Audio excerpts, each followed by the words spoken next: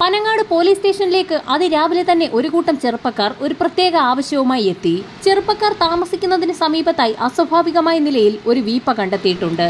അത് പരിശോധിക്കാൻ ശ്രമിച്ചപ്പോൾ വീപ്പയ്ക്കുള്ളിൽ നിന്നും അസഹ്യമായ ദുർഗന്ധം വമിച്ചതിനെ തുടർന്നാണ് ചെറുപ്പക്കാർ പോലീസ് സ്റ്റേഷനിലെത്തി പോലീസുകാരെ സമീപിച്ചത്.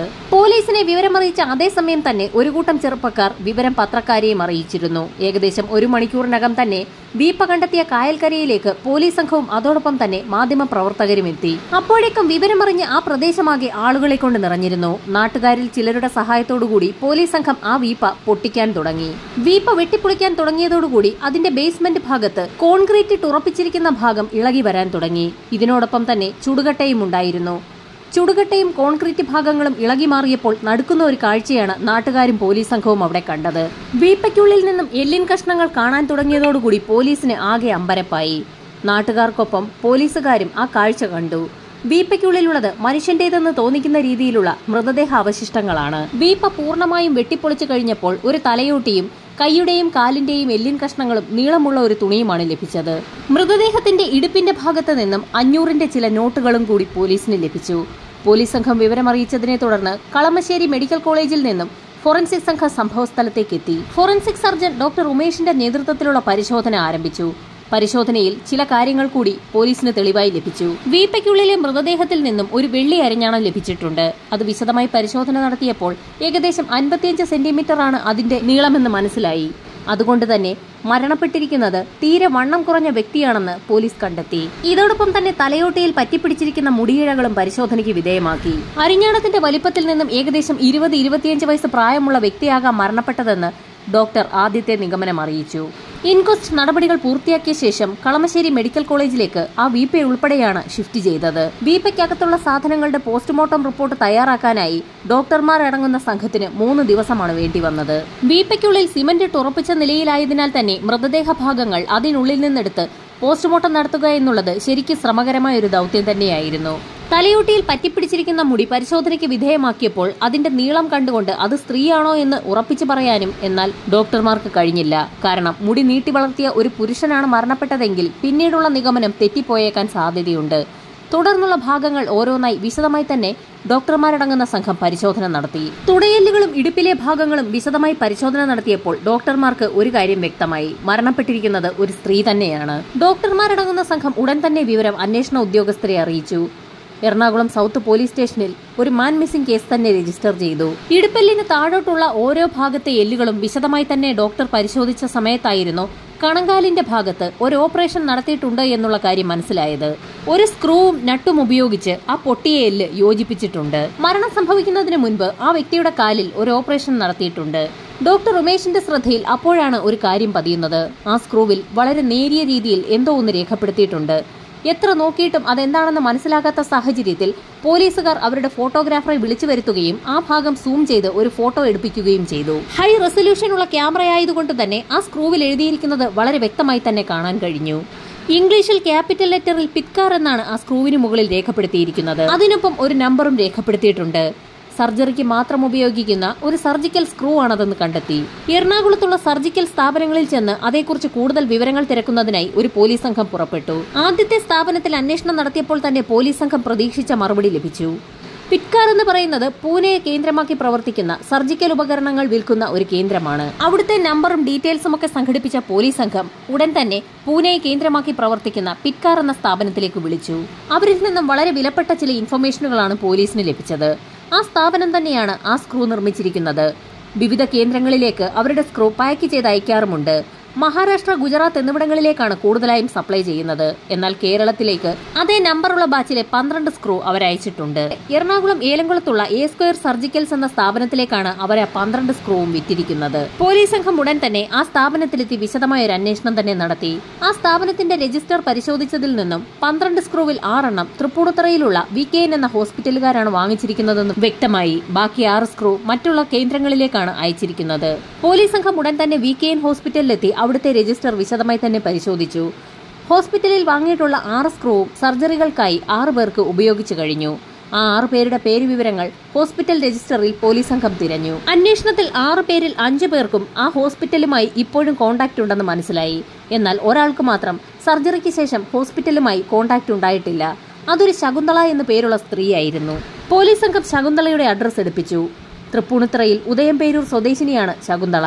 ഒരു ആക്സിഡന്റ് ഉണ്ടായ സമയത്താണ് ശകുന്തള ഹോസ്പിറ്റലിനെ സമീപിച്ചത്. ശകുന്തളയെക്കുറിച്ചുള്ള മുഴുവൻ ഡീറ്റെയിൽസും ഹോസ്പിറ്റലിൽ നിന്ന് കൈവശപ്പെടുത്തിയ പോലീസ് സംഘം അവരുടെ കോൺടാക്ട് നമ്പറിലേക്ക് വിളിച്ചു നോക്കിയപ്പോൾ ആ നമ്പർ നിലവിലില്ല എന്നുള്ള മറുപടിയായിരുന്നു മറുതലയ്ക്കിൽ നിന്ന് ലഭിച്ചത്. ഹോസ്പിറ്റൽ റെക്കോർഡ് അനുസരിച്ച് ആ സ്ത്രീക്ക് 54 വയസ്സാണ് പ്രായം. ഡോക്ടർ ഉമേഷ് നടത്തിയ പ്രാഥമിക പരിശോധനയിൽ ഏകദേശം 20-25 വയസ്സ് പ്രായം വരുന്ന വ്യക്തിയായിരിക്കാം മരണപ്പെട്ടതെന്നായിരുന്നു. ഇതേസമയം മരണപ്പെട്ട വ്യക്തിയുടെ പ്രായം അറിയുന്നതിനായുള്ള DNA പരിശോധന ഡോക്ടർ ഉമേഷിന്റെ നേതൃത്വത്തിൽ പുരോഗമിക്കുകയായിരുന്നു. ആശുപത്രിയിൽ ഓപ്പറേഷന് വിധേയമായ സമയത്തെ ശകുന്തളയുടെ എല്ലാ ഡീറ്റെയിൽസും പോലീസ് സംഘം കൈവശപ്പെടുത്തി. അതിൽ നിന്നും ഒരു കോൺടാക്ട് നമ്പറും പോലീസിന് ലഭിച്ചു. ശകുന്തളയുടെ മകൾ അശ്വതിയുടെ നമ്പറായിരുന്നു അത്. അശ്വതിയുടെ നമ്പറിലേക്ക് വിളിച്ചു നോക്കിയപ്പോൾ തന്നെ കോൾ കണക്ട് ചെയ്യപ്പെട്ടു. അവളിൽ നിന്ന് കൂടുതൽ വിവരങ്ങൾ മനസ്സിലാക്കിയതിനെ തുടർന്ന് അശ്വതിയുടെ വീട്ടിലേക്ക് പോലീസ് സംഘം പുറപ്പെട്ടു. ഇതേസമയം തന്നെ ഒരു സംഘം പോലീസുകാർ ശകുന്തളയുടെ മൊബൈൽ ഫോൺ കേന്ദ്രീകരിച്ച് ഒരു അന്വേഷണം നടത്തുന്നതിനായി സൈബർ സെല്ലിനെ ചുമതലപ്പെടുത്തുകയും ചെയ്തു. SI ഉൾപ്പെടുന്ന സംഘം എരുമേലിയിലുള്ള അശ്വതിയുടെ വീട്ടിലേക്ക് എത്തുകയും ശകുന്തളയെപ്പറ്റി അന്വേഷിക്കുകയും ചെയ്തു. കോട്ടയത്തുള്ള അവരുടെ ചേച്ചിക്കൊപ്പമാണ് ശകുന്തളയുള്ളതെന്ന് അശ്വതി പോലീസിന് മൊഴി നൽകി. ഒരു ചെറുപ്പക്കാരനുമായി ഇഷ്ടത്തിലായ അശ്വതി അയാൾക്കൊപ്പം താമസമാക്കുകയായിരുന്നു. പിന്നീട് അയാൾ അശ്വതിയെ ഉപേക്ഷിക്കുകയും ഈ സമയത്ത് മറ്റൊരാളുമായി അടുപ്പത്തിലായ അശ്വതി അയാളെ വിവാഹം കഴിച്ച് ഒപ്പം താമസിക്കുകയും ചെയ്തു. ഈ സമയത്ത് അശ്വതിയുടെ അമ്മ ശകുന്തളയ്ക്ക് ലോട്ടറി കച്ചവടമായിരുന്നു. കച്ചവടത്തിനിടയിൽ ഒരു ദിവസം ശകുന്തളയ്ക്ക് ഒരു ആക്സിഡന്റ് ഉണ്ടാവുകയും അശ്വതിയും അവരുടെ ഇപ്പോഴത്തെ ഭർത്താവും കൂടി ശകുന്തളയെ തൃപ്പൂണിത്തുറയിലുള്ള VKN ആശുപത്രിയിൽ പ്രവേശിപ്പിക്കുകയും ചെയ്തിരുന്നു. ഓപ്പറേഷൻ എല്ലാം നടന്നതിന് ശേഷം അശ്വതിയും അവളുടെ ഭർത്താവും ശകുന്തളയും ഉദയംപേരൂരുള്ള ഒരു വീട്ടിൽ വാടകയ്ക്ക് താമസിക്കുകയായിരുന്നു. ഈ സമയത്താണ് ശകുന്തളയ്ക്ക് ചിക്കൻ ബോക്സ് പിടിപെടുന്നത്. ശകുന്തളയ്ക്ക് ചിക്കൻ ബോക്സ് വന്ന സാഹചര്യത്തിൽ അശ്വതിയെയും മക്കളെയും അവരുടെ ഭർത്താവ് ഒരു ലോഡ്ജിലേക്ക് മാറ്റി. ശേഷം ശകുന്തളയെ കോട്ടയത്തുള്ള സഹോദരിയുടെ വീട്ടിലേക്ക് മാറ്റുകയും ചെയ്തു. ഇത്രയും കാര്യങ്ങളായിരുന്നു അശ്വതിക്ക് പോലീസിനോട് പറയാനുണ്ടായിരുന്നത്. അമ്മയും മകളും തമ്മിൽ അത്ര നല്ല ബന്ധമല്ലാത്തതുകൊണ്ട് അമ്മയെക്കുറിച്ച് കൂടുതൽ കാര്യങ്ങളൊന്നും പിന്നീട് താൻ തിരക്കിയിട്ടില്ല എന്നുകൂടി അശ്വതി പോലീസിന് മൊഴി നൽകി. ശകുന്തളയുണ്ടെന്ന് പറഞ്ഞ കോട്ടയത്തെ സഹോദരിയുടെ വീട്ടിലേക്ക് അശ്വതിയുടെ മുൻപിൽ വെച്ച് തന്നെ പോലീസ് സംഘം വിളിച്ചു നോക്കി. എന്നാൽ അവിടേക്ക് വിളിച്ചപ്പോൾ ശകുന്തള ആ വീട്ടിലേക്ക് ചെന്നിട്ടേ ഇല്ല എന്നുള്ള മറുപടിയായിരുന്നു കോട്ടയത്തുള്ള ആ വീട്ടിൽ നിന്ന് ലഭിച്ചത്. പോലീസ് ആകെ സംശയം തോന്നിയ പോലീസ് സംഘം അശ്വതിയെ വീണ്ടും ചോദ്യം ചെയ്തു. അവരുടെ ഭർത്താവിനെ കുറിച്ച് തിരക്കിയപ്പോൾ മൃഗസംരക്ഷണ വകുപ്പിൽ ജോലിയുണ്ടായിരുന്ന സജിത്ത് എന്ന വ്യക്തിയായിരുന്നു അവരുടെ ഭർത്താവെന്നും ഹാർട്ട് അറ്റാക്ക് വന്ന് ഏതാനും നാളുകൾക്ക് മുൻപ് അയാൾ മരണപ്പെട്ടു എന്നും അവൾ പോലീസിന് മൊഴി നൽകി. ഈ സമയത്തായിരുന്നു സൈബർ സെല്ലിന്റെ ഭാഗത്തു നിന്നും ശകുന്തളയുടെ മൊബൈൽ ഫോൺ കേന്ദ്രീകരിച്ച് നടത്തിയ അന്വേഷണ റിപ്പോർട്ട് പുറത്തു വന്നത്. ശകുന്തളയെ അവസാനമായി വിളിച്ചിരിക്കുന്ന ആളുകളുടെ ലിസ്റ്റിൽ സജിത് കുമാർ എന്ന വ്യക്തിയുമുണ്ട്. അശ്വതിയുടെ മൊഴിയിൽ നിന്നും പോലീസിന് ചില കാര്യങ്ങൾ കൂടി വ്യക്തമായി. ശകുന്തളയുടെ മൃതദേഹം വീപ്പയിൽ നിന്ന് പോലീസ് സംഘം കണ്ടെത്തിയതിന്റെ തൊട്ടടുത്ത ദിവസമാണ് അശ്വതി പറഞ്ഞതനുസരിച്ച് സജിത് കുമാർ മരണപ്പെട്ടിരിക്കുന്നത്. സജിത്തിനെ കുറിച്ചുള്ള കൂടുതൽ വിവരങ്ങൾ പോലീസ് സംഘം തപ്പിയെടുത്തു. അന്വേഷണത്തിൽ സജിത് കുമാർ നേരത്തെ തന്നെ വിവാഹിതനാണെന്നും അയാളുടെ ഭാര്യയുടെ പേര് സരിക എന്നാണെന്നും കണ്ടെത്തി. പോലീസ് സംഘം ഉടൻ തന്നെ സരികയുടെ വീട്ടിലെത്തി. പൂർണ്ണ ഗർഭിണിയായ സരിക ആകെ സങ്കടത്തിലായിരുന്നു. അവൾക്ക് നേരത്തെ തന്നെ അശ്വതിയെയും അറിയാം. സജിത്ത് സരികയും തമ്മിലുള്ള വിവാഹം നടന്നിട്ട് വർഷങ്ങളായി. അവർക്ക് കുട്ടികളില്ലാത്തതിനാൽ ഇൻഫെർട്ടിലിറ്റി ട്രീറ്റ്മെന്റ് ഒക്കെ നടന്നു വരികയായിരുന്നു. അങ്ങനെയിരിക്കെ ഒരു ദിവസം സജിത്ത് സരികയും കൂട്ടി അശ്വതിയുടെ വീട്ടിലെത്തുകയും അവളുടെ കുട്ടികളെയൊക്കെ കാണിച്ചു കൊടുക്കുകയും ചെയ്തു. തങ്ങൾക്ക് കുട്ടികളില്ലാത്തതിനാൽ അശ്വതിയുടെ കുട്ടികളെയൊക്കെ കാണുമ്പോൾ സരികയ്ക്ക് സന്തോഷമാകുമെന്ന് കരുതിയാകാം സജിത്ത് അശ്വതിയുടെ അടുത്തേക്ക് സരികയെ കൊണ്ടുപോയതെന്നായിരുന്നു അവൾ വിചാരിച്ചിരുന്നത്. അതിൽ കവിഞ്ഞ് കൂടുതൽ വിവരങ്ങളൊന്നും സരികയ്ക്ക് അറിയില്ല എന്ന് മനസ്സിലാക്കിയ പോലീസ് സംഘം അവിടെ നിന്നും മടങ്ങി. ഈ സമയത്തായിരുന്നു സജിത്തിന്റെ മൊബൈൽ ഫോൺ കേന്ദ്രീകരിച്ച് നടത്തിയ അന്വേഷണത്തിൽ ചില നിർണായക വിവരങ്ങൾ പോലീസിന് ലഭിച്ചത്. നിരവധി തവണ സജിത്ത് ശകുന്തളയെ വിളിച്ചിട്ടുണ്ടെന്നും ശകുന്തള തിരിച്ചു വിളിച്ചിട്ടുണ്ടെന്നും പോലീസ് കണ്ടെത്തി.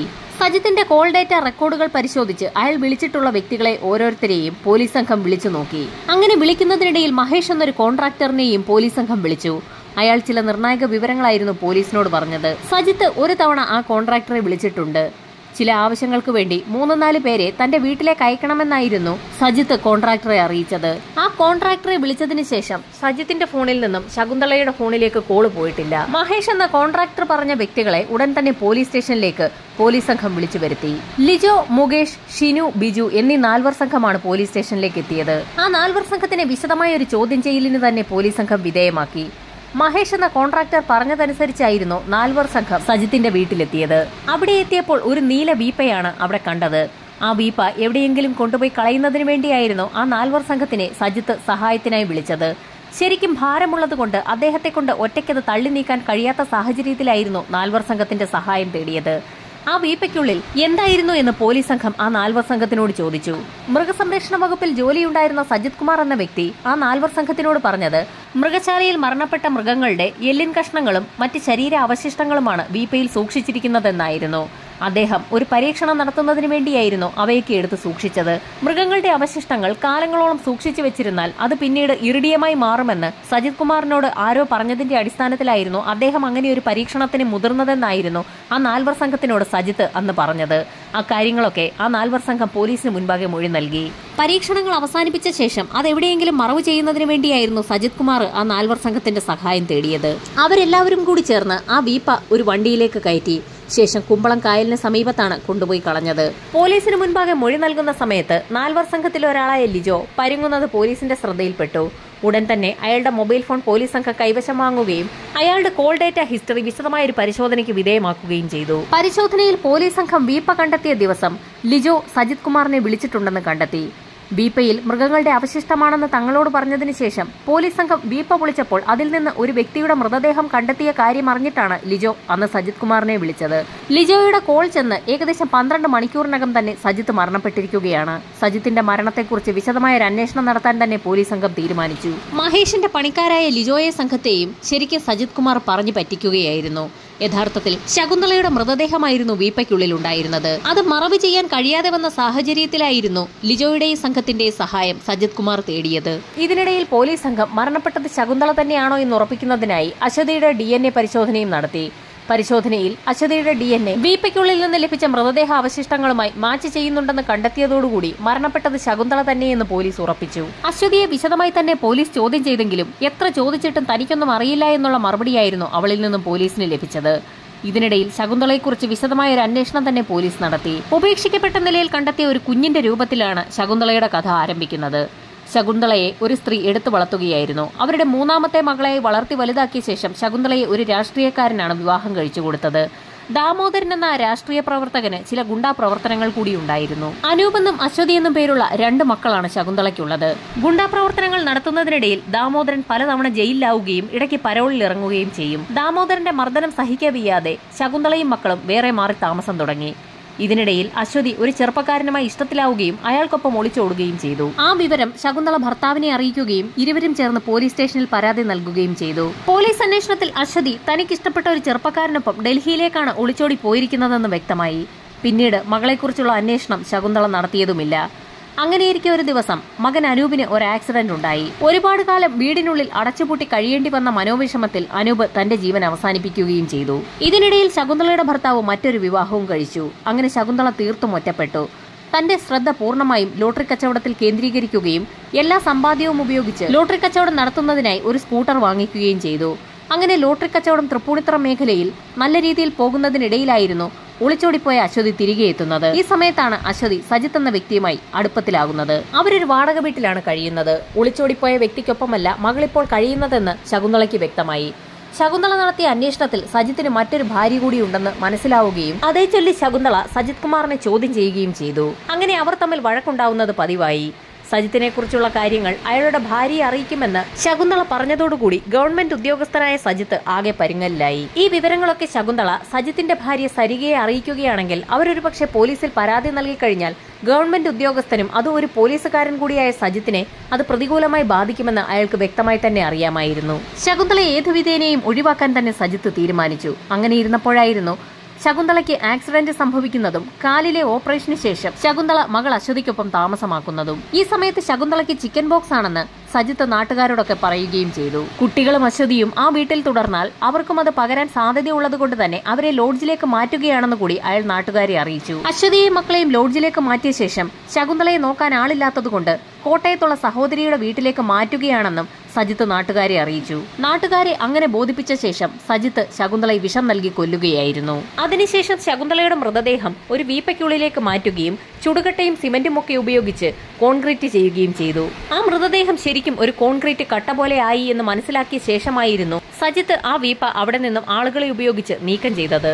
വീപ്പയ്ക്കുള്ളിൽ കോൺക്രീറ്റ് ആയതുകൊണ്ട് തന്നെ കായലിലേക്ക് വലിച്ചെറിഞ്ഞ വീപ്പ താണു പോകുമെന്നായിരുന്നു സജിത്ത് കരുതിയത്. എന്നാൽ വീപ്പയ്ക്കുള്ളിലെ എയർ കാരണം അത് മുകളിലേക്ക് പൊങ്ങി വന്നു. കായൽ ശുദ്ധീകരിക്കുന്ന ആളുകൾ ആ വീപ്പ കരയിലേക്ക് എടുത്തിടുകയായിരുന്നു. പിന്നീട് അതിൽ നിന്ന് രൂക്ഷഗന്ധം വമിച്ച സമയത്തായിരുന്നു നാട്ടുകാരത് പോലീസിൽ അറിയിക്കുകയും പോലീസ് സംഘം എത്തി വീപ്പ പൊളിച്ച് മൃതദേഹം കണ്ടെത്തിയതും താൻ പിടിക്കപ്പെട്ടു എന്ന് മനസ്സിലാക്കിയ ഒരു പോലീസ് ഉദ്യോഗസ്ഥൻ കൂടിയായ സജിത് കുമാറിന് അതിന്റെ ഗുരുതരാവസ്ഥ അറിയാവുന്നതുകൊണ്ട് അയാൾ സയനൈഡ് കഴിച്ച് ആത്മഹത്യ ചെയ്യുകയായിരുന്നു. അശ്വതിക്കും കുറ്റകൃത്യങ്ങളിൽ പങ്കുണ്ടോ എന്ന് തെളിയിക്കുന്നതിനായി പോലീസ് സംഘം അശ്വതിയെ നുണപരിശോധനയ്ക്ക് വിധേയമാക്കണമെന്ന് കാണിച്ചുകൊണ്ട് കോടതിയിൽ അപേക്ഷ സമർപ്പിച്ചു. എന്നാൽ നുണപരിശോധന നടത്തണമെങ്കിൽ അശ്വതിയുടെ കൂടി സമ്മതം വേണമായിരുന്നു. അങ്ങനെയൊരു സമ്മതം ഇതുവരെയും അശ്വതി നൽകാത്ത സാഹചര്യത്തിൽ ആ കേസ് ഇപ്പോഴും അവസാനിക്കാതെ തന്നെ തുടരുകയാണ്.